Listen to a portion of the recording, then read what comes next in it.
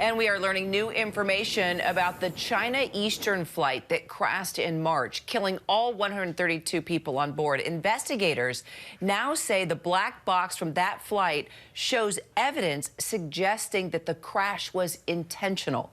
ABC transportation correspondent Gio Benitez has the latest for us. Finally learning what may have caused that mysterious plane crash in China. Its final moments, that nosedive like a missile to the ground, captured on camera, killing 132 people. Now in a story first reported by the Wall Street Journal, ABC News confirming that U.S. officials believe one of the pilots intentionally crashed the 737. This is exactly what we feared. There's no way a Boeing 737 can come out of the sky by itself the way this one did. Officials say the landing gear was never deployed and the flaps weren't engaged. Clues that the plane was not trying to land after an emergency. And that near vertical descent pointing to deliberate force. That rapid descent began at 29,000 feet. The plane plunging to 8,000 feet appears to level off, then plunges again. There was no attempt to bring the engines back to idle to try to slow this down. Those pieces, to me, caused me to lean more towards the criminal intent side. China Eastern Airlines reportedly saying it has not found any evidence of a mechanical problem with the plane. U.S. officials also telling us investigators looked into the personal life and background of one of the pilots, who we're told was relatively young, a veteran pilot by his side. They believe the younger pilot may have been struggling through undisclosed issues right before the crash, putting a spotlight on pilot mental health.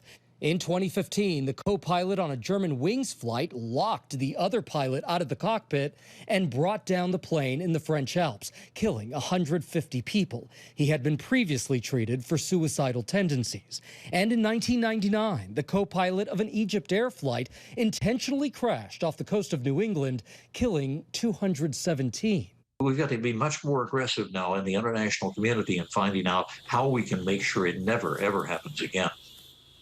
And Chinese authorities do have the cockpit voice recorder. That's a crucial part of this investigation, of course, but it's also a big mystery because we don't know what's on it just yet. But of course, if there was a struggle in the cockpit, that would have captured it. Kira. Indeed it would. Gio Benitez, thanks so much, Gio. Let's bring in ABC News contributor and aviation analyst John Nance for more on this. John, as we just heard in Gio's piece, this is not the first time that we have seen something like this, unfortunately. So what do you make of this recent report? Well, I think the recent report is exactly right. We've been suspecting this after about 3 or 4 days from the accident, looking at the flight path, what we knew about it, the level off at around 8,000 feet, and the fact that then it went into a vertical dive. Those were all clues because a Boeing 737 can't do this on its own. And even with multiple failures, for instance, flight control failures, we really could not put a template on it that said that this would be something that could happen. Now, there's always the possibility, when you're looking at an accident like this, you don't have the cockpit data recorder, you don't have the voice recorder yet, that some other string of anomalies could have occurred. But increasingly, I was expecting this announcement. Wow. Well, when you hear about these things and you just wonder what is going on inside the head of those pilots, it always brings up the question, are they screened? Are pilots screened for mental health issues on a regular basis?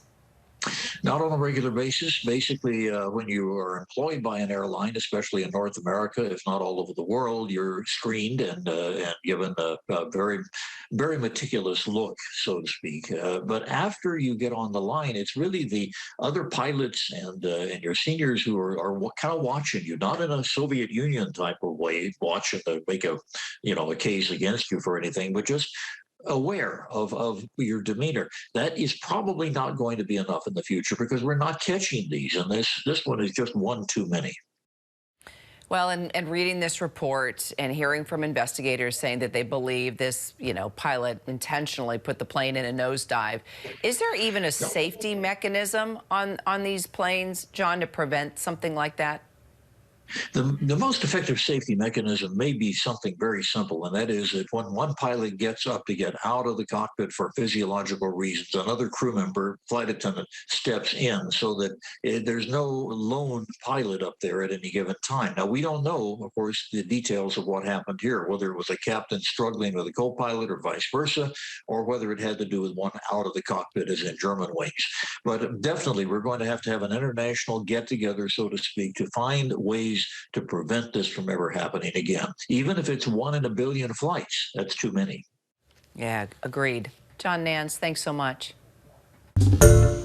Hi, everyone. George Stephanopoulos here. Thanks for checking out the ABC News YouTube channel. If you'd like to get more videos, show highlights, and watch live event coverage, click on the right over here to subscribe to our channel. And don't forget to download the ABC News app for breaking news alerts. Thanks for watching.